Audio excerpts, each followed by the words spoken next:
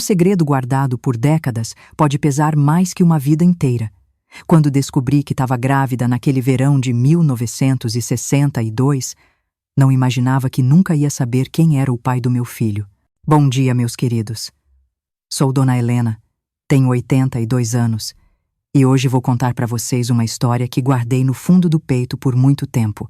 Antes de começar, peço que vocês curtam esse vídeo, se inscrevam no canal e me contem nos comentários de onde estão assistindo. É sempre uma alegria saber que minhas histórias chegam a tantos cantos diferentes.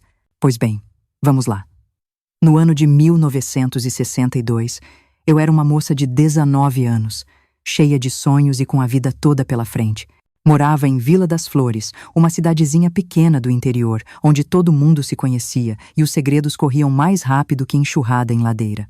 Meu pai era dono da única loja de tecidos da cidade, um lugar respeitado que fornecia material para as costureiras da região e para as donas de casa que costuravam para a família. Nossa casa ficava nos fundos da loja, uma construção simples, mas confortável, com um quintal cheio de pé de fruta que minha mãe cuidava com um xodó danado. As janelas do meu quarto davam para esse quintal, e foi por ali que muitas vezes eu fugi, nas noites em que a lua me chamava para uma aventura que ia mudar minha vida para sempre. Naquela época, ser moça de família era seguir um monte de regra rígida.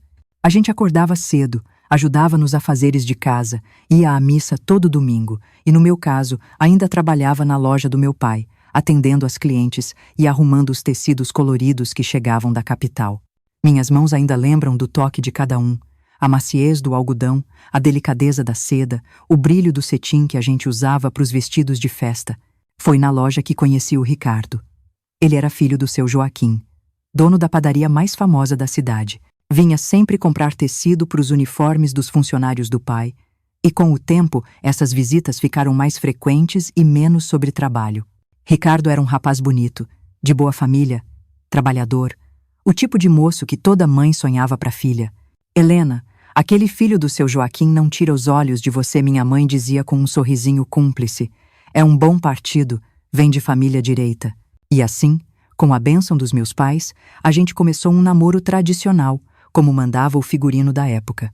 Ele me visitava nas tardes de domingo, a gente sentava na sala sob o olhar atento da minha mãe, que fingia costurar enquanto vigiava a gente. Passeávamos na praça depois da missa, sempre de mãos dadas, cumprimentando os conhecidos. Ricardo me trazia flores e, às vezes, uns bombons que ele mesmo fazia na padaria. Era um namoro doce, tranquilo, aprovado por todo mundo, mas meu coração inquieto queria mais que aquela calmaria. Foi em junho de 1962, durante as festas juninas, que minha vida virou de cabeça para baixo. A cidade recebeu um grupo de músicos viajantes que se apresentava nas quermesses. Entre eles estava o Léo, um violonista de cabelo comprido e sorriso fácil, que cantava umas músicas que falavam de lugares distantes, amores proibidos e liberdade. Bastou um olhar durante o show dele para acender uma chama dentro de mim. Você sempre vem assistir aos shows assim, sozinha? Ele me perguntou quando me viu espiando o ensaio da banda no dia seguinte, atrás da igreja.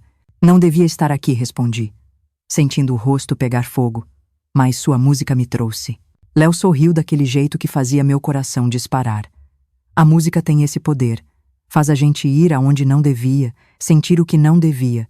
A gente começou a se encontrar escondido, no galpão velho abandonado atrás do cinema. Léo vinha para a cidade a cada 2 semanas com a banda.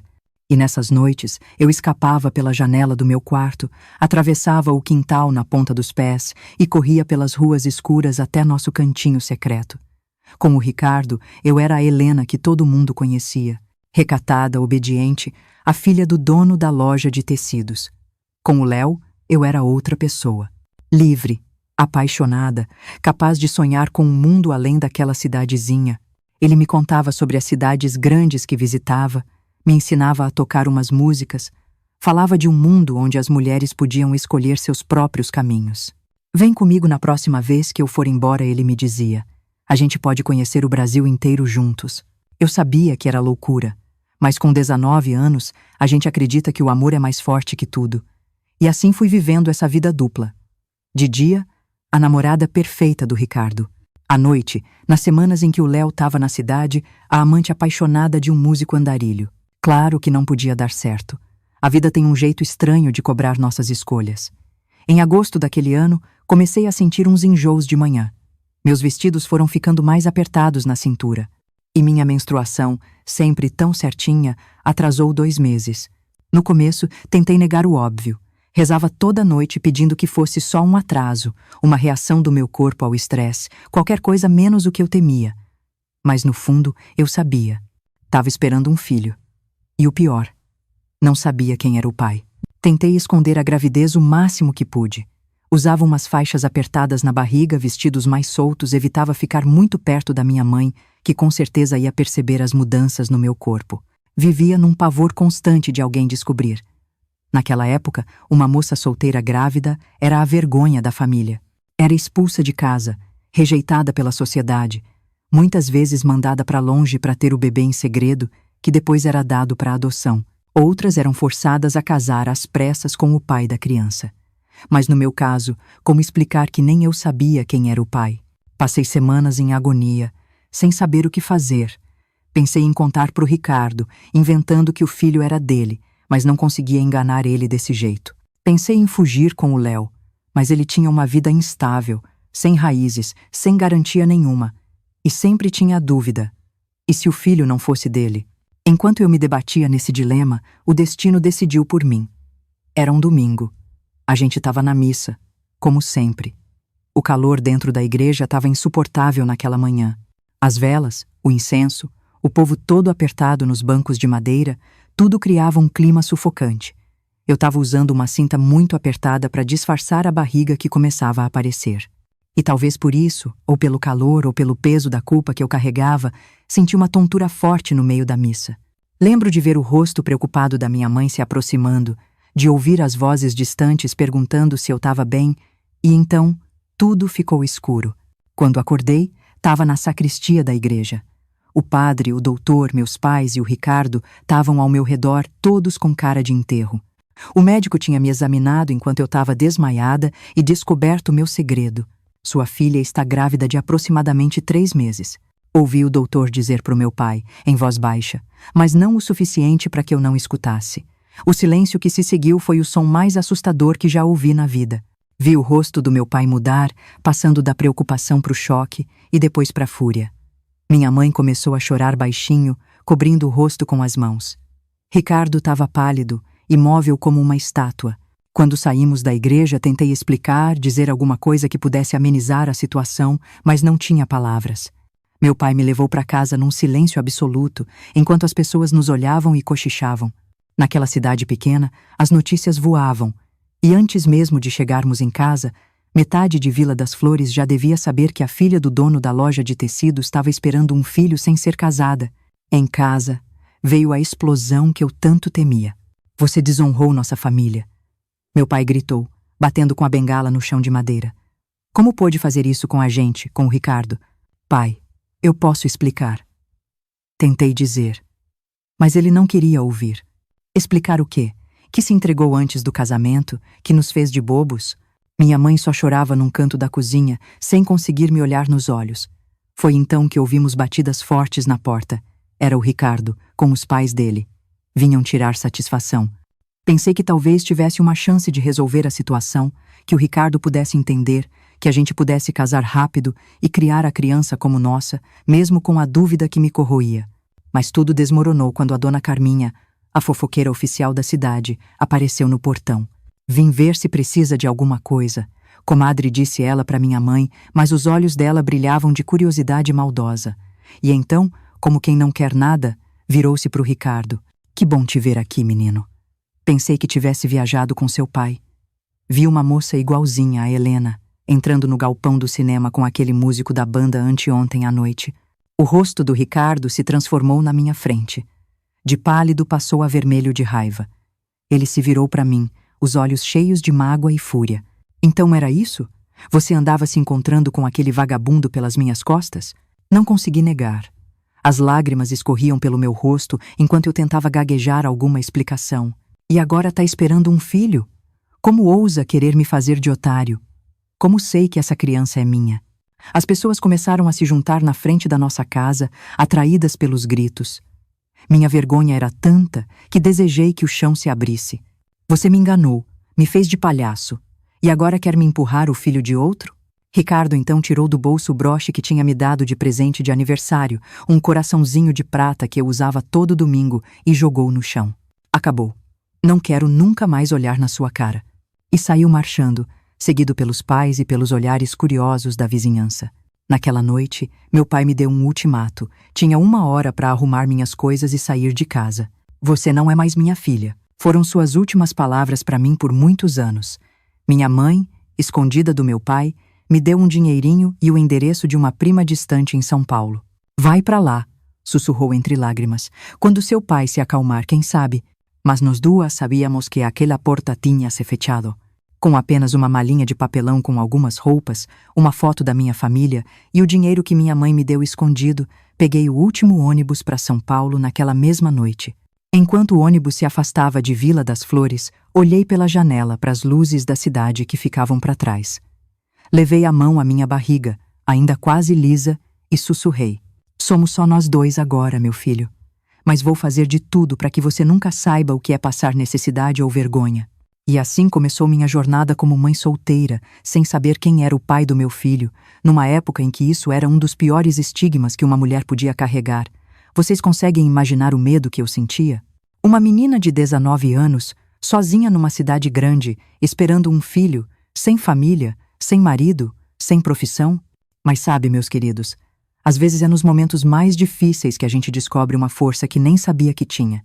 Cheguei em São Paulo numa madrugada fria de agosto de 1962. O ônibus me deixou na antiga rodoviária, um lugar barulhento e intimidador para uma menina do interior. Segurava minha mala de papelão com força contra o peito, como se aqueles poucos pertences fossem minha única ligação com o mundo que eu tinha deixado para trás. A prima da minha mãe, Dona Cecília, morava num bairro distante do centro. Peguei um táxi, gastando parte do pouco dinheiro que tinha, pois não conhecia nada daquela cidade imensa e assustadora. Quando finalmente cheguei no endereço, já estava amanhecendo. Lembro do céu cinzento, tão diferente do azul limpo da minha cidade, como se até as cores conspirassem para me fazer sentir mais sozinha. Dona Cecília era uma senhora viúva que alugava quartos na sua casa grande e antiga. Não tinha filhos e vivia desses aluguéis e de uma pequena pensão deixada pelo marido. Quando bati na porta dela e me apresentei como sobrinha de 2º grau da Leonor, minha mãe, ela me olhou de cima a baixo, seus olhos parando por um instante na minha barriga, ainda pouco visível. Sua mãe me mandou um telegrama ontem, disse ela sem muita emoção. Já sei da sua situação.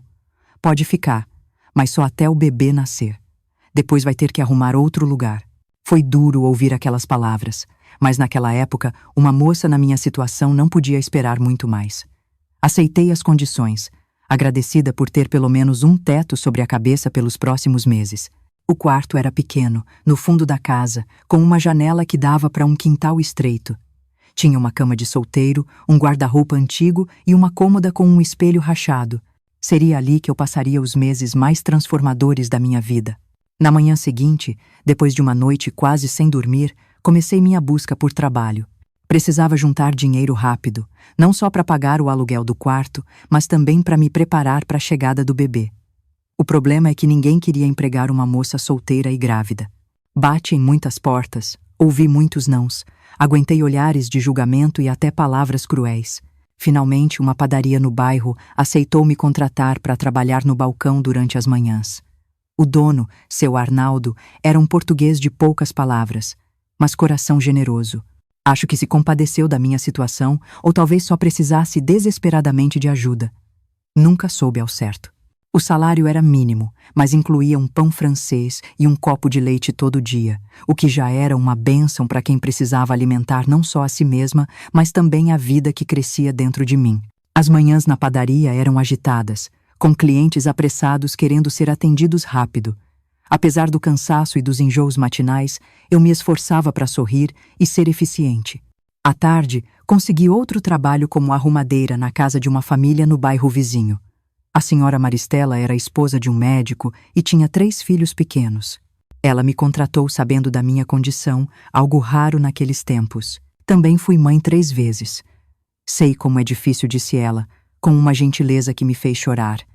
Pode trabalhar aqui até quando conseguir. E se precisar faltar quando o bebê nascer, eu entendo. As tardes na casa da família Azevedo eram exaustivas. Limpava, passava, ajudava a cuidar das crianças. Voltava para o quarto de Dona Cecília já de noite, com os pés inchados e as costas doendo. Mas ainda não era suficiente. Precisava de mais dinheiro se quisesse dar um futuro decente para o meu filho. Foi então que minhas habilidades com a costura, aprendidas desde cedo com minha mãe, se tornaram minha salvação. Comprei linhas e agulhas com o pouco dinheiro que sobrava e comecei a fazer pequenos concertos para os outros inquilinos da casa de Dona Cecília. Logo, a notícia de que tinha uma boa costureira na casa da viúva se espalhou pela vizinhança, e comecei a receber encomendas para fazer barras de calças, ajustar vestidos, consertar rasgos. Trabalhava até tarde da noite à luz de um abajur fraco, meus olhos ardendo, mas minhas mãos nunca parando. Costurava enquanto sonhava com um futuro melhor, onde meu filho teria orgulho de mim, onde não precisaríamos nos esconder ou nos envergonhar. A barriga foi crescendo e com ela as dificuldades. No 6º mês, o dono da padaria gentilmente me disse que não podia mais me manter no balcão, pois minha condição incomodava alguns clientes. Me ofereceu trabalho nos fundos, preparando massas com salário reduzido. Aceitei, engolindo o orgulho e a tristeza, pois não podia me dar ao luxo de perder aquela renda. Foi nesse período que conheci Dona Zuleika, uma das clientes da padaria. Ela tinha um pequeno salão de beleza no bairro e, ao saber da minha habilidade com a costura, me convidou para ajudar na confecção de toucas e aventais para suas funcionárias. Aceitei de pronto, grata por mais uma fonte de renda. O salão de Dona Zuleika se tornou um porto seguro para mim. As mulheres que trabalhavam e frequentavam o lugar eram afetuosas, sem julgamentos. Ali, pela primeira vez desde que deixei minha cidade, senti que podia respirar sem o peso do estigma sobre meus ombros. Nas tardes de sábado, quando terminava mais cedo na casa dos Azevedo, passava pelo salão para entregar as peças que tinha costurado e ficava um pouco, ouvindo as conversas animadas, as risadas, as fofocas inofensivas. Menina, você tem um dom com a agulha, Dona Zuleika me dizia sempre. Quando esse bebê nascer e você se ajeitar, deveria pensar em abrir seu próprio ateliê. Aquelas palavras plantaram uma semente em mim. Um sonho para o futuro que me ajudava a seguir em frente nos dias mais difíceis. O tempo foi passando e minha barriga ficou tão grande que até o trabalho como arrumadeira se tornou quase impossível. Dona Maristela, compassiva como sempre, me ofereceu um trabalho mais leve, apenas cuidando das roupas da família, que eu podia levar para lavar e passar no meu quarto. Março de 1963 chegou com um calor sufocante. Meu filho estava previsto para nascer em meados do mês e eu ainda lutava para juntar dinheiro suficiente para as despesas do parto e dos primeiros meses. Tinha conseguido comprar umas roupinhas de bebê de segunda mão, um berço pequeno de vime que encontrei numa feira e juntado alguns lençóis e fraldas de pano. Na madrugada do dia 17 de março, senti as primeiras contrações.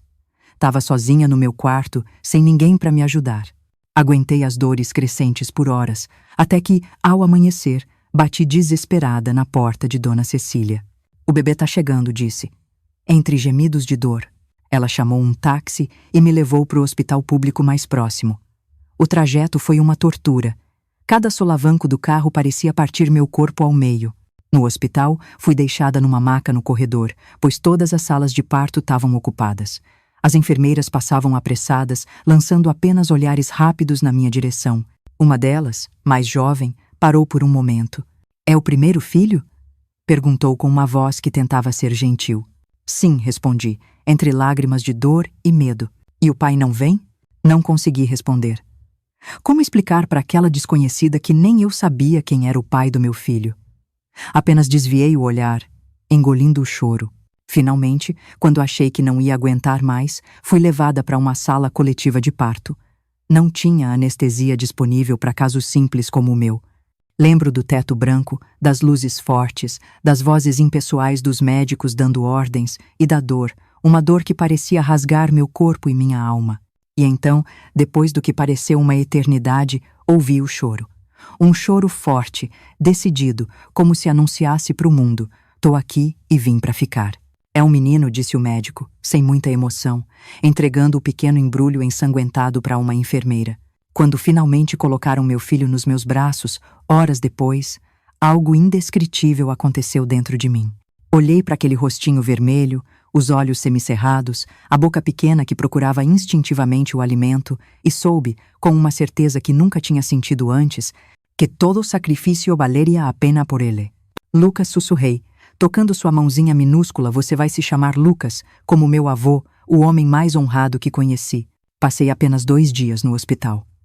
Era o tempo padrão dado às mães, sem complicações no parto, especialmente aquelas que, como eu, não tinham convênio médico ou dinheiro para um quarto particular.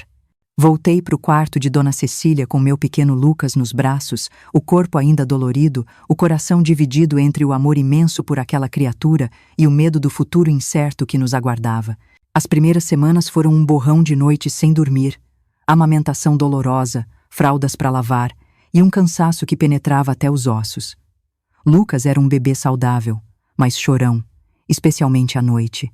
Dona Cecília batia na parede quando o choro se prolongava, reclamando do barulho. Os outros inquilinos me olhavam com olheiras profundas nos olhos, ressentidos por terem seu sono perturbado. Aos poucos, fui criando uma rotina. Durante o dia, enquanto Lucas dormia, costurava sem parar, aceitando qualquer trabalho que aparecesse. À noite, quando ele acordava com fome ou desconfortável, cantava baixinho as canções de ninar que minha mãe cantava para mim, balançando-o nos braços até que voltasse a dormir. Dona Maristela, minha patroa da casa onde trabalhava como arrumadeira, foi uma bênção nesse período. Permitiu que eu levasse Lucas comigo quando ia buscar as roupas para lavar, e muitas vezes me dava roupas e brinquedos que seus filhos não usavam mais. Seus 3 meninos adoravam o bebê da Helena, e ficavam ao redor do cesto onde eu o colocava, fazendo gracinhas para arrancar sorrisos dele. Uma tarde, quando Lucas tinha uns 2 meses, Dona Maristela me fez uma proposta inesperada. Helena, estamos reformando os fundos da casa para fazer um quarto de hóspedes, mas pensei que talvez você e o pequeno pudessem ocupá-lo. Seria bom ter alguém de confiança morando aqui, especialmente quando viajamos para visitar meus pais no interior. Em troca, você poderia cuidar da casa e das crianças ocasionalmente. A oferta caiu como uma bênção dos céus. O prazo que Dona Cecília tinha me dado para encontrar outro lugar estava quase vencendo, e a ideia de procurar um quarto com um bebê pequeno me aterrorizava. Além disso, o quarto nos fundos da casa dos Azevedo seria muito melhor que o cubículo apertado onde a gente estava vivendo. E assim, quando Lucas completou 3 meses, nos mudamos para o pequeno quarto nos fundos da casa da família Azevedo. Era simples, mas limpo e arejado, com espaço suficiente para o berço de Lucas e minhas poucas posses. O mais importante era um lugar onde podíamos ficar sem o peso constante da desaprovação. Um lugar que poderíamos chamar de lar. Foi ali, naquele quarto simples, que comecei a reconstruir minha vida. Aos poucos, minha clientela de costura foi crescendo. As amigas de Dona Maristela, impressionadas com os vestidos que eu fazia para ela, começaram a me encomendar peças. O dinheiro ainda era curto, mas suficiente para nos manter com dignidade. Lucas crescia forte e saudável. Aos 6 meses, já sentava sozinho e sorria para todo mundo, conquistando corações com seus olhos brilhantes e suas bochechas rechonchudas. Quando completou 1 ano, dei uma pequena festa no quintal da casa. Dona Maristela e as crianças cantaram parabéns. Dona Zuleika trouxe um bolo do salão, e até Dona Cecília apareceu, trazendo um pequeno carrinho de madeira que tinha sido de seu falecido marido quando criança. Olhando para todas aquelas pessoas reunidas em torno do meu filho, pessoas que tinham entrado em nossas vidas por acaso e se tornado nossa família escolhida, senti uma gratidão imensa. Não tinha sido fácil, e muitas noites ainda chorava sozinha, sentindo falta dos meus pais, da minha cidade, da vida que poderia ter tido. Mas quando olhava para o rostinho sorridente de Lucas, sabia que faria tudo de novo, exatamente da mesma forma, só para tê-lo em meus braços. Naquela noite, depois que todos foram embora e Lucas dormia tranquilo em seu berço, escrevi uma carta para minha mãe. A primeira desde que tinha deixado Vila das Flores. Contei sobre o nascimento do neto dela, sobre como a gente estava se virando, e incluí uma pequena foto de Lucas que Dona Maristela tinha tirado com sua câmera. Não sabia se minha mãe receberia a carta, se meu pai permitiria, ou mesmo se ainda moravam no mesmo endereço. Mas precisava tentar, precisava deixar uma porta aberta para o passado, mesmo enquanto construía nosso futuro. Vamos retomar nossa história de onde paramos. Será que minha mãe respondeu à carta que enviei quando o Lucas completou 1 ano? Sim, respondeu. 3 semanas depois de enviá-la, Recebi um envelope fino com a letra trêmula da minha mãe no endereço. Dentro havia apenas um pequeno bilhete e algum dinheiro. Minha filha, seu pai não sabe desta carta. Seu filho é lindo, guardo vocês em minhas orações. Use este dinheiro para o que precisar. Com amor, sua mãe. Foi como um raio de sol depois de uma longa tempestade. Saber que minha mãe ainda pensava em mim, que não me havia renegado completamente, trouxe uma esperança que eu não sentia há muito tempo. Aquele dinheiro, que não era muito, mas representava o sacrifício dela para consegui-lo escondido do meu pai, guardei para a educação de Lucas. Foi o início de uma poupança que mantive religiosamente, mesmo nos meses mais difíceis. Os anos foram passando e o Lucas crescia forte, inteligente e curioso. Aos 2 anos já falava com clareza, fazendo perguntas sobre tudo ao seu redor. Aos 3, aprendeu a reconhecer letras e números observando os livros das crianças de Dona Maristela. Era uma criança alegre, apesar de todas as dificuldades, como se tivesse herdado uma força interior que nem eu mesma sabia que possuía. Em 1967, quando Lucas completou 4 anos, nossa vida tomou um novo rumo. Dona Maristela, que havia se tornado não apenas minha patroa, mas uma verdadeira amiga, me chamou para uma conversa. Helena, você sabe que admiramos muito o seu trabalho com a costura. Meu marido tem uma tia que está abrindo uma pequena confecção de roupas infantis e precisa de alguém com seu talento. Seria um emprego fixo, com carteira assinada e tudo. O que acha? A oportunidade parecia enviada do céu. Um emprego estável, com direitos, era mais do que eu ousava sonhar. Aceitei imediatamente. Apesar do medo de mudar novamente, de deixar o pequeno mundo seguro que havia construído nos fundos da casa dos Azevedo. A confecção da Dona Gertrudes, tia do Dr. Azevedo, ficava no bairro do Brás, conhecido pelo comércio de roupas. Era um galpão não muito grande, com várias máquinas de costura alinhadas, mesas de corte e montanhas de tecidos coloridos. Quando entrei pela primeira vez naquele espaço, sentindo o cheiro de tecido novo e ouvindo o som rítmico das máquinas, soube que estava no lugar certo. Fui contratada como costureira principal, responsável pelas peças mais delicadas e pelos acabamentos finais. O salário era melhor do que qualquer coisa que eu havia ganhado até então. E os horários permitiam que eu deixasse o Lucas na recém-inaugurada escola municipal pela manhã e o buscasse à tarde. Nos primeiros meses, continuamos morando nos fundos da casa dos Azevedo, mas com a estabilidade do novo emprego, comecei a procurar um lugar próprio para nós. Foi difícil encontrar alguém que alugasse para uma mulher solteira com filho. Mas, finalmente, consegui um pequeno apartamento no 3º andar de um prédio antigo, não muito longe da confecção. Era minúsculo. Apenas um quarto, uma sala que também servia de cozinha e um banheiro. Mas era nosso. Pintei as paredes de amarelo claro, fiz cortinas floridas para as janelas, comprei em prestações uma cama nova para mim e outra para o Lucas. Quando nos mudamos, em janeiro de 1968, o Lucas correu de um lado para o outro do apartamento maravilhado. Mamãe, é tudo nosso? Só nosso? Sim, meu amor, é nossa casinha. Ele abriu um sorriso tão radiante que senti meu coração se expandir. Naquele momento, todas as lágrimas derramadas, todo o trabalho duro, toda a solidão valeram a pena. A vida foi ganhando uma rotina agradável. Pela manhã, eu levava o Lucas para a escola antes de ir para o trabalho. À tarde, ele me esperava na casa de uma vizinha idosa, Dona Iracema, que cuidava de algumas crianças do prédio em troca de uma pequena quantia. À noite, jantávamos juntos. E depois eu o ajudava com as lições. Ou líamos histórias, ou simplesmente conversávamos sobre nosso dia. O Lucas era uma criança observadora e sensível. Desde cedo percebeu que nossa família era diferente das outras. Quando tinha 5 anos, voltou da escola um dia com a testa franzida. Mamãe, por que eu não tenho um pai como os outros meninos? A pergunta que eu tanto temia finalmente havia chegado. Sentei-me com ele no nosso pequeno sofá, pensando cuidadosamente em como responder. Você tem um pai, meu amor. Todos temos. Mas algumas famílias são diferentes. Em algumas, o pai e a mãe moram juntos. Em outras, como a nossa, é só a mãe e o filho. Mas onde está meu pai? Por que ele não mora com a gente?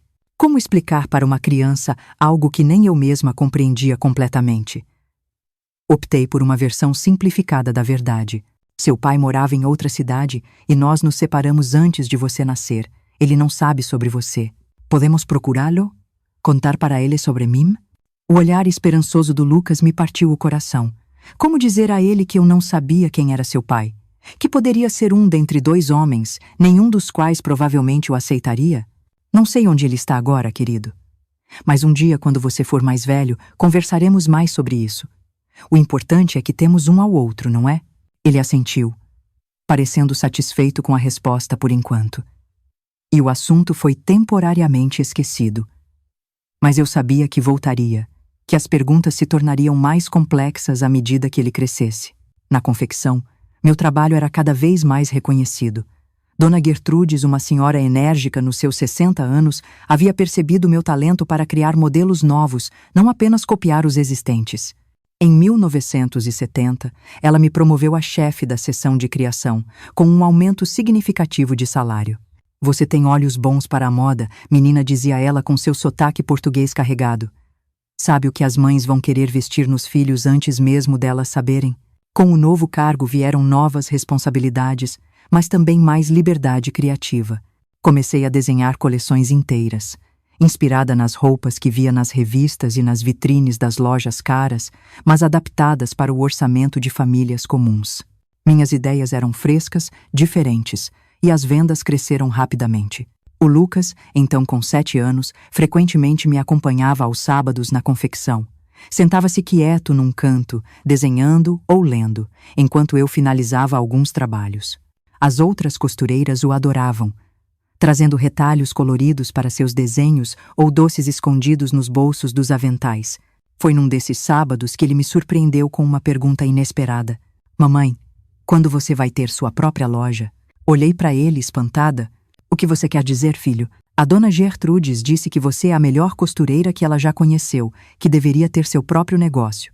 Por que não temos uma loja só nossa? A ideia havia passado pela minha cabeça algumas vezes, especialmente quando via o quanto as roupas que eu desenhava eram vendidas por um preço muito maior do que eu recebia para criá-las. Mas sempre parecia um sonho distante, impossível para uma mulher sozinha, sem capital, sem formação formal. Não é tão simples, meu bem. Precisa de muito dinheiro para abrir uma loja. Podemos juntar, ele disse, com o otimismo inabalável da infância. Eu posso ajudar. Posso fazer tarefas para os vizinhos depois da escola. Seu entusiasmo me tocou profundamente. Naquela noite, depois que ele dormiu, sentei-me à nossa pequena mesa da cozinha e comecei a fazer contas. Quanto seria necessário para começar um pequeno negócio? Quanto eu já tinha economizado? Quanto tempo levaria para juntar o restante? Os números eram desanimadores, mas uma semente havia sido plantada. Comecei a economizar com mais determinação, cortando gastos onde podia, aceitando trabalhos extras de costura nos fins de semana. Abri uma caderneta de poupança específica para o fundo da loja, como Lucas a chamava. Os anos passaram. O Lucas crescia rápido, estava sempre entre os melhores alunos da classe e aos 10 anos já era mais alto que muitos meninos de 12. Quando olhava para ele, às vezes via traços que me lembravam o Ricardo, o formato do queixo, o modo como franzia a testa quando concentrado. Outras vezes, um sorriso, um gesto, me trazia o Léo à memória. Era uma lembrança agridoce, que me fazia pensar no que poderia ter sido, nas escolhas que havia feito. Em 1974, um acontecimento inesperado mudou novamente o curso das nossas vidas. Dona Gertrudes, já com mais de 70 anos, decidiu se aposentar e vender a confecção. Chamou-me em sua sala uma tarde, depois que todos haviam saído. Helena, você sabe que não tenho filhos. Esta confecção é como uma filha para mim. E você, nos últimos anos, tem sido sua alma. Ela fez uma pausa, ajustando os óculos no nariz fino. Tenho uma proposta para você. Não posso te dar a confecção. Preciso do dinheiro da venda para minha velhice. Mas posso te vender por um preço justo, com condições de pagamento que você possa arcar. Fiquei sem palavras, o coração batendo acelerado. Era uma oportunidade que nunca havia imaginado, muito maior que o pequeno ateliê que eu sonhava abrir um dia. Não precisa responder agora, ela continuou. Converse com seu filho. Pense com calma. Mas saiba que prefiro vender para você, que ama este lugar como eu, do que para um desconhecido que pode destruir tudo o que construímos. Naquela noite, mal consegui dormir. A proposta era tentadora, mas assustadora. Assumir uma confecção inteira, com funcionários, fornecedores, clientes, era um risco enorme. E se eu falhasse? E se perdesse não apenas o dinheiro investido, mas também a segurança que havia construído para o Lucas? Quando contei a ele, no entanto, seus olhos brilharam de excitação. Mamãe, é o nosso sonho. É muito melhor que uma lojinha pequena. Você vai ser a dona de uma fábrica inteira. Seu entusiasmo era contagiante, mas ainda havia a questão do dinheiro. A poupança que eu vinha fazendo para o fundo da loja não era suficiente para o pagamento inicial que Dona Gertrudes pedia. Precisaria de um empréstimo bancário, algo que parecia quase impossível para uma mulher solteira naquela época. Foi Dona Maristela, minha antiga patroa e amiga constante, quem me mostrou um caminho. Seu marido, o Dr. Azevedo, tinha conexões no banco e se ofereceu para ser meu fiador. Com sua ajuda, consegui o empréstimo necessário para o pagamento inicial. Em janeiro de 1975, assinei os papéis que me tornaram proprietária da confecção. Mudei o nome para Criações Helena, investindo em um letreiro novo e luminoso na fachada. A responsabilidade era imensa, as noites de insônia frequentes, mas também havia uma sensação de realização que nunca havia experimentado antes. Os primeiros meses foram turbulentos.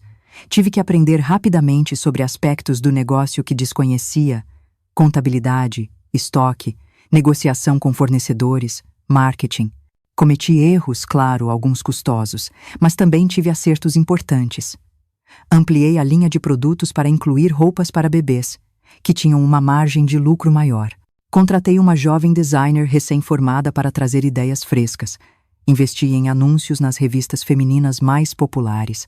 O Lucas, agora com 12 anos, passava cada vez mais tempo na confecção depois da escola. Tinha um talento natural para os números. E logo se tornou meu assistente não oficial, ajudando com os livros contábeis e o controle de estoque. Sua presença constante na confecção levantava sobrancelhas. Um menino em um ambiente predominantemente feminino. Mas ele parecia não se importar. Gosto de estar onde você está, mãe, ele me dizia, quando eu perguntava se não preferia estar jogando bola com os amigos. À medida que a confecção crescia, nossa vida pessoal também melhorava. Em 1976, compramos nosso primeiro carro, um Fusca usado, azul claro. O Lucas, que havia acabado de completar 13 anos, declarou que iria aprender a dirigir assim que tivesse idade suficiente. No final daquele mesmo ano, conseguimos realizar outro sonho: mudar para um apartamento maior, com 2 quartos, uma sala espaçosa e uma cozinha onde podíamos finalmente ter uma mesa decente para as refeições. Era no 5º andar de um prédio com elevador, um luxo que nos encantava. Da janela da sala podíamos ver um pedaço do Parque Ibirapuera, uma visão que nunca deixou de me maravilhar, mesmo depois de anos morando ali. A adolescência do Lucas trouxe novos desafios. Ele era um rapaz introspectivo, mais interessado em livros e números do que em esportes ou festas. Na escola, destacava-se em matemática e ciências, mas tinha poucos amigos próximos. Às vezes, me preocupava se a ausência de uma figura paterna havia afetado seu desenvolvimento, se meus esforços para ser mãe e pai ao mesmo tempo haviam sido suficientes, mas ele parecia feliz, à sua maneira quieta e reflexiva. Seus professores o elogiavam, dizendo que tinha potencial para uma carreira brilhante. Quando completou 15 anos, em 1978, já sabia que queria estudar contabilidade na universidade. Vou cuidar das finanças da confecção, dizia, com uma determinação que me lembrava a mim mesma quando jovem. Vamos expandir, abrir lojas em outros bairros, talvez até em outras cidades. Seu entusiasmo pelo negócio que eu havia construído me enchia de orgulho. Não era o caminho que eu havia imaginado para ele. Secretamente sonhava vê-lo médico ou advogado, mas era uma escolha que respeitava e que fazia sentido para nosso pequeno mundo.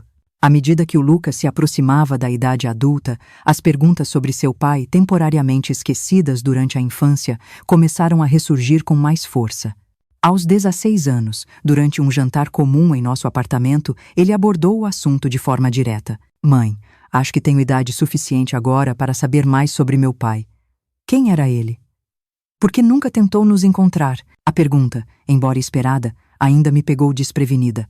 Olhei para o jovem homem à minha frente, pois era isso que ele estava se tornando, um homem. E soube que merecia mais do que as meias-verdades que eu havia oferecido ao longo dos anos. É uma história complicada. Filho, comecei, sentindo o coração acelerar, e não é algo que me orgulho de contar. Mas você tem razão. tem idade suficiente para saber. Queria ele ouvir toda a verdade sobre os dois homens, sobre minha indecisão, sobre o fato de que eu realmente não sabia quem era seu pai biológico. Como ele reagiria a isso? Seria um fardo pesado demais para colocar em seus jovens ombros? Enquanto eu lutava com essas questões, olhando para o rosto expectante do meu filho, o telefone tocou, interrompendo nosso momento. Era da confecção, uma emergência com um pedido grande que precisava ser entregue no dia seguinte. A conversa teria que esperar, e esperou. Por mais um ano encontrei desculpas para adiar aquela conversa difícil. Havia sempre algo mais urgente, mais imediato. Um problema na confecção, provas escolares do Lucas, a doença repentina de Dona Iracema, nossa antiga vizinha.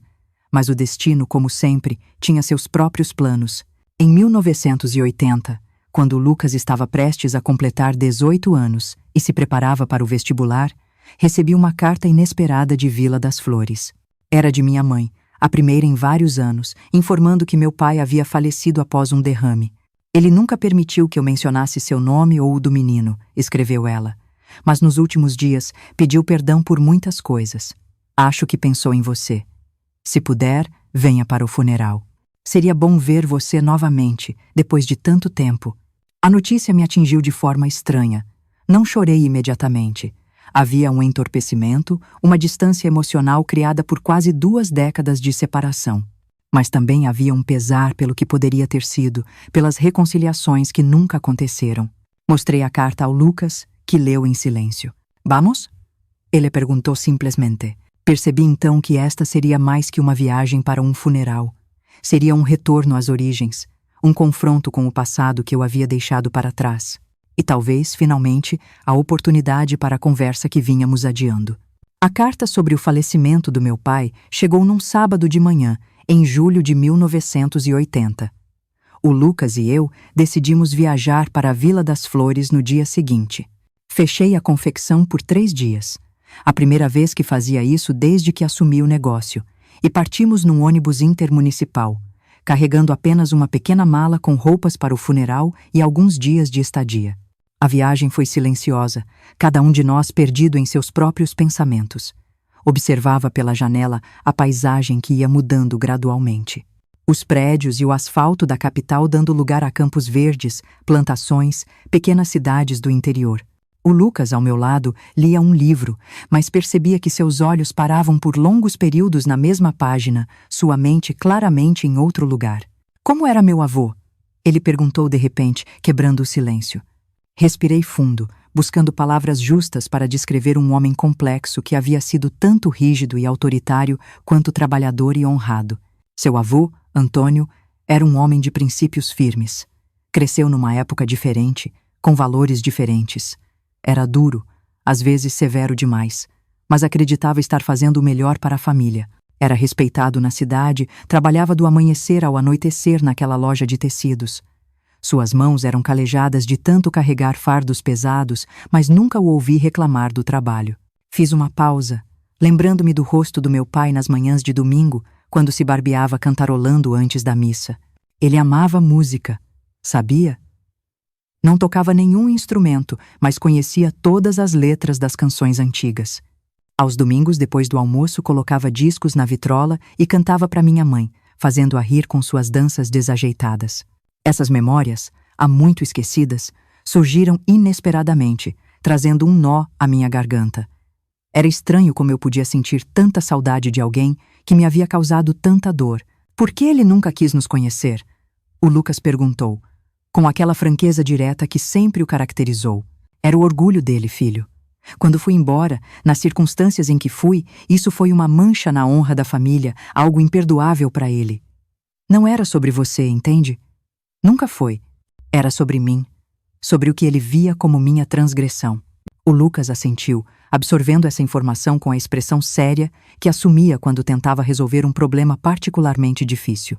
Aos 18 anos, já era mais alto que eu, com ombros largos que me faziam pensar em como o tempo havia passado rápido. Não era mais o menininho que segurava minha mão para atravessar a rua, mas um jovem homem prestes a iniciar sua vida adulta. Chegamos à Vila das Flores no final da tarde. A cidade havia crescido nos 18 anos desde minha partida, mas ainda mantinha aquele ar interiorano, Com sua praça central, a igreja imponente, as casas antigas de janelas coloridas. Tomamos um táxi da rodoviária até a casa dos meus pais, não. Da minha mãe agora, no mesmo endereço que eu havia deixado há tanto tempo. Quando o táxi parou em frente ao portão familiar, senti meu coração acelerar. A casa parecia menor do que em minhas lembranças, a tinta azul das janelas um pouco descascada, o jardim da frente menos exuberante, mas ainda era a casa onde eu havia nascido e crescido, o lugar que um dia chamei de lar. O Lucas desceu do táxi primeiro, pegando nossa mala, enquanto eu permanecia paralisada por um momento, incapaz de dar o próximo passo. Foi seu olhar encorajador que me deu forças para finalmente sair do carro e caminhar até o portão. Antes mesmo que tocássemos a campainha, a porta da frente se abriu. Minha mãe apareceu, parecendo muito mais velha e frágil do que eu lembrava. Seu cabelo, antes preto como o meu, estava completamente branco, preso num coque simples. Seu rosto, marcado por rugas profundas, se iluminou ao me ver. Helena l'a dit com votre émula. Você veio. Nos abraçamos ali mesmo, no pequeno jardim frontal, 18 anos de separação se dissolvendo num instante. Ela chorava silenciosamente e percebi que também havia lágrimas escorrendo pelo meu rosto. Quando finalmente nos separamos, seu olhar se voltou para o Lucas, que permanecia a alguns passos atrás, respeitando nosso momento. Ela o encarou longamente, seus olhos percorrendo cada detalhe do rosto do neto que nunca havia conhecido pessoalmente. Você tem os olhos do seu avô, ela disse finalmente. Os mesmos olhos do meu Antônio quando jovem. O Lucas sorriu timidamente, estendendo a mão. Prazer em conhecê-la, vovó. Ela ignorou a mão estendida e o puxou para um abraço apertado, como se tentasse recuperar todos os anos perdidos de uma só vez. Entramos na casa, que por dentro permanecia praticamente idêntica às minhas lembranças. Os mesmos móveis escuros e pesados, os mesmos quadros nas paredes, o cheiro familiar de café recém-feito e flores secas. Na sala, um caixão simples repousava sobre cavaletes rodeado por velas e flores. O corpo do meu pai, vestido em seu melhor terno, parecia sereno, como se estivesse apenas dormindo. Aproximei-me lentamente, sentindo um turbilhão de emoções. Raiva, tristeza, arrependimento, amor, tudo misturado de forma confusa. Coloquei a mão sobre a sua, fria e rígida, e sussurrei uma prece silenciosa, pedindo perdão e oferecendo perdão ao mesmo tempo. Naquela noite, a casa se encheu de vizinhos e amigos que vinham prestar suas últimas homenagens. Muitos me reconheceram, apesar dos anos passados, e houve sussurros, olhares curiosos direcionados a mim e ao Lucas. Alguns se aproximaram, oferecendo palavras gentis de condolências. Outros mantiveram distância, como se minha presença ali fosse uma intrusão. Uma senhora idosa, que eu não reconheci de imediato, segurou minhas mãos entre as suas e disse: "Seu pai falava de você, sabia?" Nos últimos meses, quando a doença começou a piorar, perguntava se alguém tinha notícias suas, se estava bem.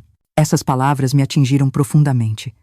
A ideia de que meu pai, apesar de tudo, ainda pensava em mim, ainda se importava, trouxe uma estranha sensação de conforto em meio à dor. O funeral aconteceu na manhã seguinte, na mesma igreja onde eu havia desmaiado anos atrás, revelando minha gravidez. Estava lotada. Meu pai havia sido uma figura respeitada na comunidade e parecia que toda a cidade viera se despedir. O Lucas e eu nos sentamos ao lado da minha mãe na primeira fileira, recebendo olhares curiosos e alguns poucos acenos de solidariedade. Após o enterro, voltamos para casa, onde algumas mulheres da vizinhança haviam preparado comida para os que quisessem acompanhar a família. Foi durante esse momento, enquanto servia café para alguns convidados, que vi um rosto que fez meu coração parar por um instante. Ricardo, mais velho, com entradas pronunciadas no cabelo agora grisalho, mas inconfundivelmente ele. Estava ao lado de uma mulher de aparência gentil e 2 adolescentes que presumivelmente eram seus filhos. Nossos olhares se cruzaram por um breve momento e vi o reconhecimento em seus olhos, seguido por algo que não consegui identificar. Surpresa, talvez, ou inquietação. Desviei o olhar rapidamente, sentindo o rosto queimar. Não estava preparada para esse encontro. Não assim. Não agora. Refugiei-me na cozinha, tentando controlar a respiração acelerada. Minha mãe me encontrou ali, encostada na pia, os nós dos dedos brancos de tanta força com que me segurava na borda. Ele é dono da padaria agora, disse ela, suavemente. Casou-se com Margarida, filha do farmacêutico, Logo depois que você partiu, um bom homem construiu uma vida decente. Assenti, incapaz de encontrar palavras. A simples menção ao Ricardo abriu uma caixa de memórias que eu havia mantido fechada por tanto tempo. E o Léo? Ouvi-me perguntando, antes que pudesse me conter. Minha mãe suspirou. Aquele músico? Continuou na estrada por alguns anos. Depois ouvi dizer que se estabeleceu em Campinas, com uma banda fixa num restaurante. Não sei mais nada além disso. 2 vidas que haviam seguido seu curso, assim como a minha. 2 homens que poderiam ser o pai do meu filho, ambos construindo suas próprias histórias, talvez sem nunca pensar no que deixaram para trás. À noite, quando a casa finalmente esvaziou e o Lucas já havia se recolhido ao quarto que fora do meu irmão mais velho agora vivendo no Rio de Janeiro, não pôde voltar para o funeral, sentei-me com minha mãe na varanda dos fundos. O mesmo balanço de madeira ainda estava lá, rangendo suavemente enquanto nos balançávamos na escuridão, perfumada pelo jasmim. Seu filho é um rapaz admirável, ela disse, quebrando o silêncio. Educado, inteligente. Você fez um bom trabalho, Helena. Não foi fácil, respondi, sentindo lágrimas se formando. Houve dias em que pensei que não conseguiria, que era peso demais para carregar sozinha. Mas você conseguiu. Sempre foi forte, mais forte do que eu, que nunca tive coragem de desafiar seu pai, mesmo quando discordava dele. Ela fez uma pausa, olhando para as estrelas que pontilhavam o céu escuro. Ele me perguntou sobre você, sabe? O Lucas. Hoje à tarde, enquanto você falava com o padre. Queria saber como você era quando jovem, se sempre quis ser costureira, se... Ela hesitou. Se o quê, mãe? Se você havia amado o pai dele? A pergunta pairou entre nós como algo vivo, pulsante. Senti um aperto no peito, pensando no que o Lucas estaria sentindo, nas perguntas que certamente o atormentavam. O que você disse a ele? A verdade. Que você era uma moça sonhadora, talentosa com agulha e linha desde pequena. E que, quanto ao pai dele, bem, disse que era uma história que só você poderia contar. Naquela noite, deitada na minha antiga cama, no quarto que permanecia praticamente intocado desde minha partida, tomei uma decisão. Era a hora de o Lucas saber toda a verdade, por mais difícil que fosse. Ele merecia isso, e eu precisava me libertar desse segredo que carregava há tanto tempo. Na manhã seguinte, depois do café, convidei-o para uma caminhada. Levei-o até a praça central, onde costumava passear com o Ricardo aos domingos, depois da missa. Sentamos num banco sob uma árvore frondosa, observando a fonte que jorrava água cristalina sob o sol da manhã. Você me perguntou sobre seu pai, muitas vezes ao longo dos anos comecei, sentindo as palavras presas na garganta. E nunca fui completamente honesta com você. Ele me olhou com aqueles olhos sérios e pacientes, esperando que eu continuasse. A verdade é que não sei quem é seu pai biológico. Poderia ser um de 2 homens. E então contei tudo. Sobre o Ricardo, o filho do padeiro, namorado aprovado pela família, com quem eu planejava me casar um dia.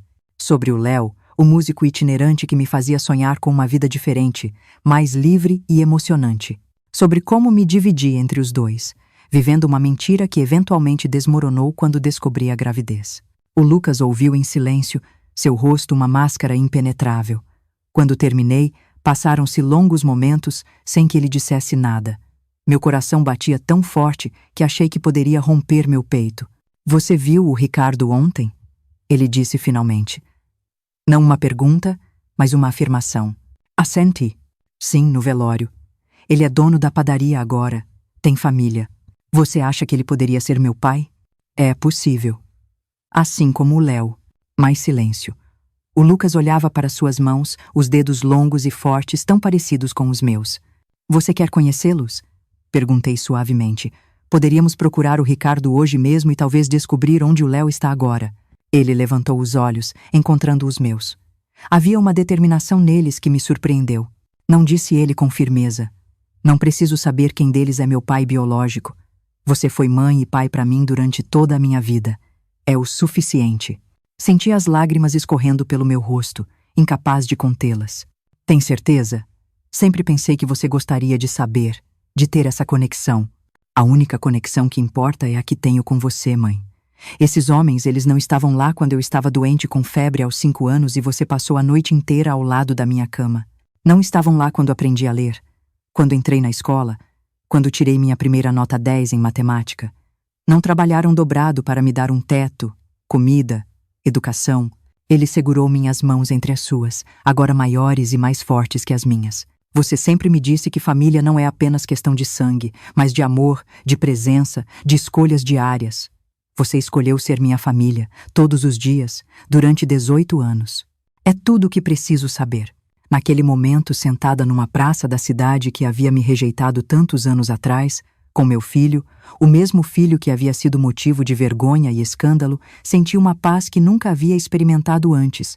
As peças da minha vida, por tanto tempo fragmentadas, pareciam finalmente se encaixar numa imagem completa.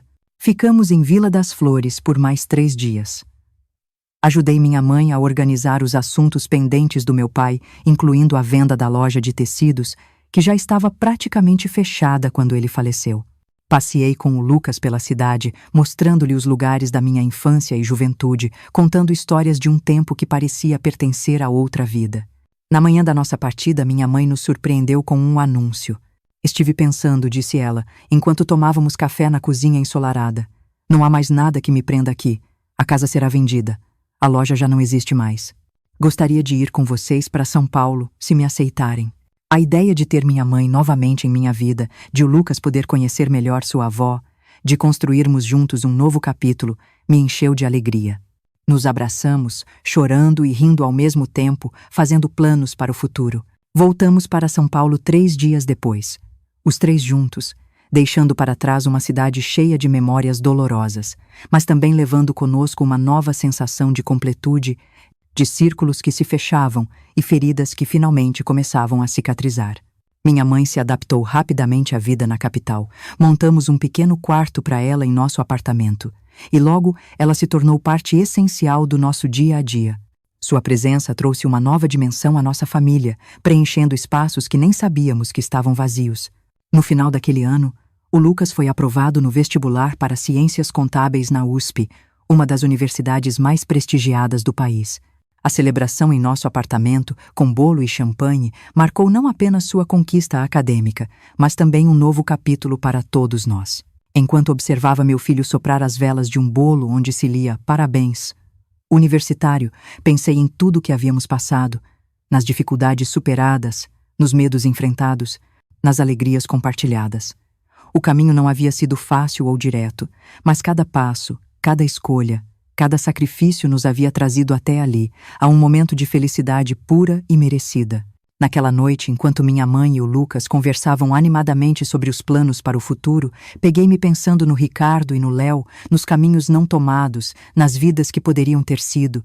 Não havia arrependimento, apenas uma aceitação serena do passado e gratidão pelo presente. Um daqueles homens havia contribuído com o DNA para criar o ser extraordinário que era meu filho. Mas fui eu quem o moldou, quem o educou, quem o amou incondicionalmente a cada dia de sua vida. E isso, descobri finalmente, era o que realmente importava.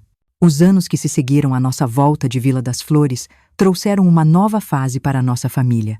O Lucas se dedicou de corpo e alma à Faculdade de Ciências Contábeis, mergulhando nos estudos com a mesma determinação que sempre o caracterizou. Lembro-me das noites em que o encontrava debruçado sobre livros imensos de contabilidade na mesa da cozinha, os olhos vermelhos de cansaço, mas brilhando com aquela curiosidade insaciável. A presença da minha mãe transformou nossa dinâmica familiar. Aos 67 anos, Leonor, que todos sempre chamaram de Dona Nora, trouxe para nosso apartamento não apenas sua experiência e sabedoria, mas também uma energia renovada. Contrariando o estereótipo da senhora idosa que apenas descansa e observa a vida passar, ela insistiu em se tornar parte ativa do nosso cotidiano. "Estou velha, não morta", dizia, quando eu tentava impedi-la de ajudar nas tarefas domésticas ou na confecção. Logo, ela encontrou seu lugar na Criações Helena. Com suas mãos habilidosas, ensinava às costureiras mais jovens técnicas antigas que estavam se perdendo. Seu olhar atento para detalhes e acabamentos elevou ainda mais a qualidade das nossas peças. Os clientes adoravam conversar com ela e suas sugestões para a linha infantil, inspiradas nas roupas que costumava fazer para mim e meus irmãos, se tornaram alguns dos nossos produtos mais vendidos. Em 1982, quando Lucas estava no meio do curso universitário, tomamos uma decisão importante: expandir o negócio. Com a economia do país em crise, muitos empresários hesitariam em dar esse passo, mas percebi uma oportunidade onde outros viam apenas riscos. As grandes confecções estavam reduzindo a produção, deixando um espaço no mercado que poderíamos ocupar com nossas peças de qualidade e preços mais acessíveis. Alugamos um galpão maior no Brás. Investimos em máquinas mais modernas e contratamos mais costureiras. O Lucas, mesmo ainda estudante, assumiu a parte financeira e administrativa, aplicando na prática o que aprendia nas aulas. Sua habilidade com números e planejamento, aliada à minha experiência e criatividade, formou uma parceria perfeita.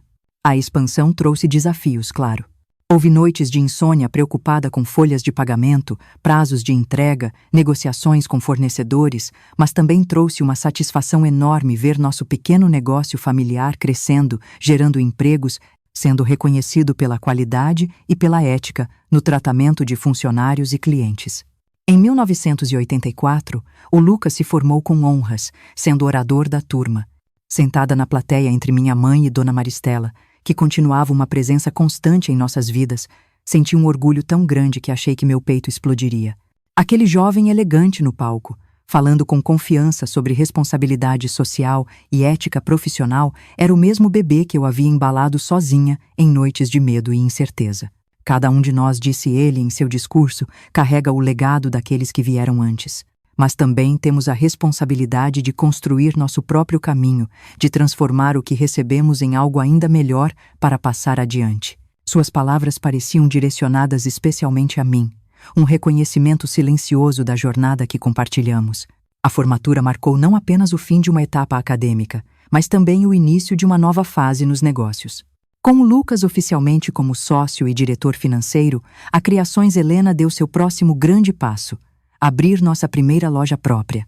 Até então, vendíamos no atacado para outras lojas ou diretamente da fábrica para clientes que conheciam nosso trabalho.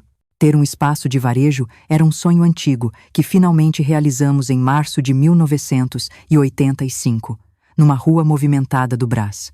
Lembro-me da emoção ao ver a fachada com nosso nome, as vitrines elegantes exibindo nossas criações, os clientes entrando curiosos para conhecer as peças que já tinham ouvido falar. Foi naquela loja, numa tarde chuvosa de agosto, que o passado voltou a cruzar nosso caminho de forma inesperada. Eu estava atendendo uma cliente, mostrando-lhe nossa nova coleção de vestidos infantis, quando ouvi a sineta da porta. Levantei os olhos e vi uma mulher de aproximadamente minha idade, elegante num vestido azul marinho, acompanhada por uma jovem que parecia ser sua filha. Algo nela me pareceu familiar, mas não consegui identificar imediatamente. Quando terminei com minha cliente, aproximei-me para atendê-las. A mulher olhou para mim e sorriu, um sorriso que despertou uma memória distante. Helena? Você é a Helena, não é? Assenti, tentando situar aquele rosto em minhas lembranças. Sou Margarida, esposa do Ricardo. Nos vimos brevemente no funeral do seu pai, há alguns anos. Senti um frio na espinha. Margarida, a esposa do Ricardo, a mulher que havia construído uma vida com o homem que poderia ser o pai do meu filho. Claro, Margarida. Como vai? Bem, obrigada. Esta é minha filha, Cecília. Estamos procurando um vestido para o casamento dela. Cecília sorriu timidamente, estendendo a mão. Era uma moça bonita, com olhos que me lembravam muitos do Ricardo. Sua loja foi altamente recomendada por uma amiga, continuou Margarida. Disse que ninguém faz vestidos tão elegantes e bem acabados quanto a Criações Helena. O que se seguiu foi um encontro surreal. Atendi-as como faria com qualquer cliente, mostrando opções, discutindo tecidos e modelos, tomando medidas. Mas minha mente estava em outro lugar, imaginando os estranhos caminhos que a vida traça. Ali estava eu, criando o vestido de casamento da filha do Ricardo, enquanto meu próprio filho, que poderia ser meio-irmão dela, trabalhava na sala dos fundos, completamente alheio a essa conexão. Quando Margarida mencionou que o casamento seria em Vila das Flores, na mesma igreja onde eu havia frequentado na juventude, perguntei, tentando parecer casual: seu marido ainda tem a padaria lá? Sim, a padaria São José. É uma instituição na cidade agora. O Ricardo expandiu o negócio, abriu uma cafeteria ao lado. Nosso filho mais velho trabalha com ele, vai assumir quando o pai se aposentar. Senti uma pontada de algo, não exatamente inveja, talvez melancolia, ao pensar na vida que o Ricardo havia construído, na continuidade de seu legado através do filho, mas logo o sentimento passou, substituído pela certeza de que meu próprio caminho, por mais difícil que tivesse sido, me trouxera exatamente onde eu deveria estar. Quando Lucas apareceu da sala dos fundos para me perguntar sobre um pedido, apresentei-o simplesmente como meu filho e sócio. Margarida foi educadamente cordial, sem demonstrar qualquer suspeita sobre a possível conexão. Observei atentamente o rosto do Lucas e o de Cecília lado a lado, procurando semelhanças. Mas não pude discernir nada conclusivo. Talvez fosse melhor assim. Nas semanas seguintes, enquanto trabalhava no vestido de noiva de Cecília, refleti muito sobre os caprichos do destino. Como duas vidas que estiveram tão entrelaçadas, a minha e a do Ricardo, seguiram caminhos tão diferentes apenas para se cruzarem novamente tantos anos depois de uma forma tão inesperada. Quando o vestido ficou pronto, Margarida veio buscá-lo sozinha. Enquanto embalávamos a peça cuidadosamente, ela me olhou com uma expressão que não consegui decifrar. "O Ricardo sabe que o vestido foi feito aqui", disse ela de repente. Quando mencionei seu nome, ele ficou quieto por um longo tempo. Depois me contou sobre vocês dois, sobre o que aconteceu. Senti meu coração acelerar, sem saber o que dizer. Ele se pergunta. Às vezes, continuou ela com voz suave, sobre você, sobre como teria sido. Não por arrependimento, somos felizes juntos, mas por curiosidade sobre os caminhos não tomados. Suas palavras ecoaram meus próprios pensamentos, e por um momento compartilhamos um entendimento silencioso, de mulher para mulher. "Diga a ele que estou bem", respondi finalmente. "Que construí uma vida boa, que sou feliz." Ela assentiu, pegando o pacote com o vestido. Antes de sair, virou-se uma última vez. "Seu filho, ele é muito parecido com você." Nunca soube se havia algo mais naquela observação, alguma insinuação ou pergunta não formulada. Preferi acreditar que era apenas um comentário gentil, uma forma de encerrar nosso breve reencontro com cortesia. O vestido que criei para Cecília tornou-se um marco importante para a Criações Helena. Fotos do casamento foram publicadas num jornal local e logo começamos a receber pedidos de vestidos de noiva de todo o estado. Quase sem perceber, transitamos da moda infantil e casual para uma linha de vestidos de festa e casamento, que rapidamente se tornou nossa especialidade. Em 1987, o ano em que o Lucas completou 24 anos, dois acontecimentos transformaram novamente nossas vidas.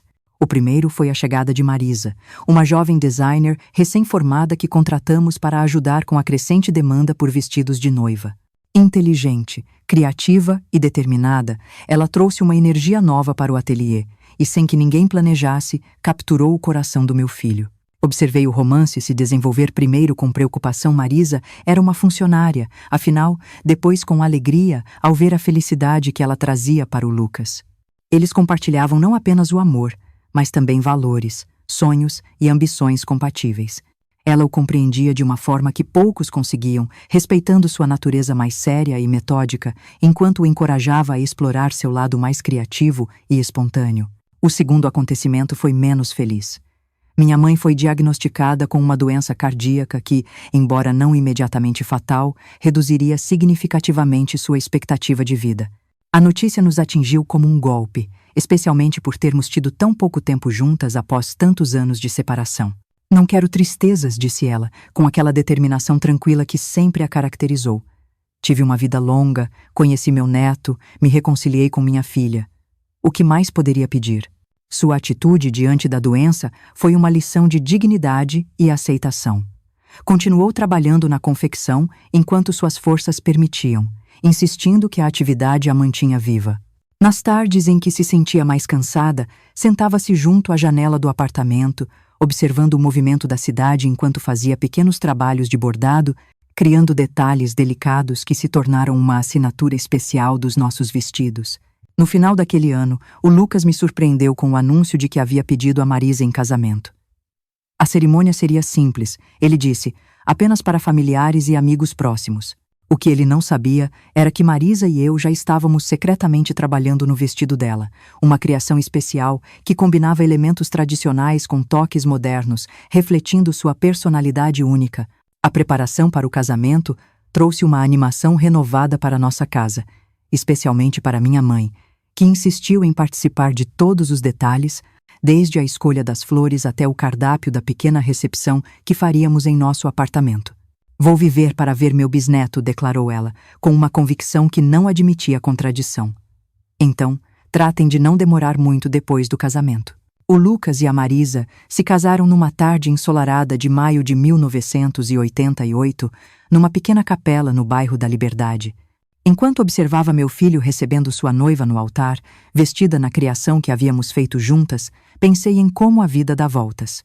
A menina solteira que fora expulsa de casa por estar grávida agora era uma empresária respeitada, vendo seu filho, aquele mesmo que carregara em meio a tanto preconceito e dificuldade, construir sua própria família. A recepção em nosso apartamento foi animada e acolhedora. Dona Maristela e Doutor Azevedo estavam lá, é claro, tendo se tornado praticamente parte da família ao longo dos anos. Dona Zuleika, já bastante idosa, mas ainda espirituosa como sempre, trouxe suas meninas do salão, que haviam sido minhas primeiras clientes de costura. Colegas da faculdade do Lucas, funcionários da confecção, vizinhos que se tornaram amigos. Era um grupo eclético, unido pelo carinho genuíno pelos noivos. Em determinado momento da festa, encontrei o Lucas sozinho na varanda, observando o céu que começava a se pontilhar de estrelas. Feliz? Perguntei, parando ao seu lado. Mais do que poderia expressar, respondeu ele com um sorriso sereno. Sabe, mãe, estive pensando sobre caminhos e escolhas. Que tipo de escolhas? As suas, as minhas. Como uma decisão pode mudar completamente o curso de uma vida. Se você tivesse escolhido diferente naquela época em Vila das Flores, eu talvez nem existisse ou seria uma pessoa completamente diferente. Ele fez uma pausa, olhando para dentro do apartamento onde a Marisa conversava animadamente com minha mãe. Às vezes me pergunto sobre ele, meu pai biológico, seja lá quem for. Se ele se arrepende de não ter me conhecido, se pensa em como teria sido. Mas então percebo que não importa realmente. A família que construímos, o caminho que trilhamos juntos, isso é o que define quem somos. Suas palavras ecoaram meus próprios pensamentos, a conclusão a que eu mesma havia chegado após anos de reflexão. Abracei meu filho, sentindo um amor tão grande que mal cabia no peito. Você me deu propósito, Lucas. Me ensinou a ser forte quando achei que não conseguiria mais. Tudo o que sou hoje devo a você. E eu devo tudo a você, mãe. Absolutamente tudo. Os meses seguintes ao casamento trouxeram mudanças importantes. O Lucas e a Marisa compraram um apartamento próprio, não muito longe do nosso. A Criações Helena continuou crescendo, com a abertura de uma segunda loja, desta vez especializada exclusivamente em vestidos de noiva e festa. Minha mãe, embora com a saúde cada vez mais frágil, manteve-se ativa e envolvida em tudo. Especialmente quando, no início de 1989, a Marisa anunciou que estava grávida. A notícia trouxe uma alegria indescritível, particularmente para minha mãe, que parecia ganhar novas forças com a perspectiva de conhecer seu bisneto. Júlia nasceu em setembro daquele ano, uma menina saudável e linda que, desde o primeiro momento, tornou-se o centro do nosso universo. Ver o Lucas segurar sua filha pela primeira vez, com aquela mistura de reverência e temor que só os pais de primeira viagem conhecem, foi um dos momentos mais emocionantes da minha vida. Agora entendo como você se sentiu, disse ele, olhando maravilhado para o pequeno embrulho em seus braços. Este amor é avassalador. Os meses que se seguiram foram um turbilhão de fraldas, mamadeiras, noites mal dormidas e alegrias indescritíveis. Tornei-me uma avó coruja, passando cada momento livre com minha neta, costurando vestidos minúsculos e enfeites para seu quarto, cantando as mesmas canções de ninar que havia cantado para seu pai. Minha mãe, como havia prometido, viveu para conhecer e amar sua bisneta. Os momentos em que as duas estavam juntas, a mulher no fim da vida e a menina no início, tinham algo de mágico, como se um círculo invisível se completasse. Infelizmente, quando a Júlia tinha apenas 7 meses, minha mãe nos deixou. Foi uma partida tranquila, durante o sono, como ela sempre havia desejado. A dor da perda foi profunda, mas amenizada pela certeza de que ela havia partido em paz, reconciliada com seu passado, cercada pelo amor da família que tanto valorizava. Em seu funeral, muito diferente daquele do meu pai anos antes, havia apenas pessoas que a amavam genuinamente. Nada de aparências ou convenções sociais, apenas a celebração sincera de uma vida que, apesar dos percalços, havia sido plena de significado. Nos anos que se seguiram, nossa família continuou a crescer e evoluir. O Lucas e a Marisa tiveram mais um filho, o Pedro, 3 anos depois da Júlia. A Criações Helena se estabeleceu como referência em moda para noivas, expandindo para as cidades do interior e abrindo uma filial no Rio de Janeiro. Em 1997, aos 54 anos, conheci o Sebastião, um viúvo gentil e bem-humorado que dirigia a frota de entregas de um dos nossos fornecedores de tecidos. Começamos como amigos, compartilhando histórias sobre nossos filhos e netos, sobre os desafios de recomeçar depois de tanto tempo sozinhos. Gradualmente, a amizade se transformou em algo mais profundo, um companheirismo tranquilo que me pegou completamente de surpresa. Casei-me com ele numa cerimônia simples, tendo o Lucas como meu padrinho. Foi um novo começo que nunca havia imaginado para mim, uma segunda chance de experimentar um tipo de parceria que havia passado a acreditar que não estava escrita no meu destino. Com o Sebastião, conheci o Brasil que nunca havia tido oportunidade de explorar. Viajamos juntos pelo Nordeste. Conheci o mar pela primeira vez aos 57 anos, uma experiência que me fez sentir simultaneamente minúscula diante da imensidão azul e completamente viva, como se cada célula do meu corpo despertasse para uma nova dimensão da existência. Foram anos felizes, de descobertas e crescimento, não apenas pessoal, mas também profissional. A Criações Helena se tornou Helena, Lucas, refletindo a verdadeira natureza da parceria que havíamos construído. Mais do que um negócio familiar, era o símbolo concreto da nossa jornada conjunta, das dificuldades superadas e das vitórias conquistadas lado a lado. Aposentei-me oficialmente aos 67 anos, embora continuasse visitando o ateliê regularmente, oferecendo sugestões ou simplesmente observando com orgulho o império que havíamos construído a partir do nada. A Júlia, minha neta mais velha, começou a mostrar um talento natural para o design de moda, sugerindo que o legado familiar poderia continuar por mais uma geração. O Sebastião partiu há 5 anos, deixando um vazio que nunca será completamente preenchido, mas também memórias preciosas que carrego comigo todos os dias. Desde então divido meu tempo entre o apartamento do Lucas e da Marisa e o da Júlia, que agora está esperando seu primeiro filho, meu primeiro bisneto. E assim, queridos, chegamos ao presente. Olhando para trás, para a jornada que compartilhei com vocês ao longo destes vídeos, percebo como cada momento, mesmo os mais dolorosos, foi essencial para tecer o tapete multicolorido que é minha vida. Aquela jovem assustada de 19 anos, expulsa de casa por estar grávida sem saber quem era o pai do seu filho, jamais poderia imaginar que um dia seria uma empresária bem-sucedida, uma avó orgulhosa, uma mulher em paz com seu passado e ansiosa pelo futuro. Nunca descobri quem era o pai biológico do Lucas.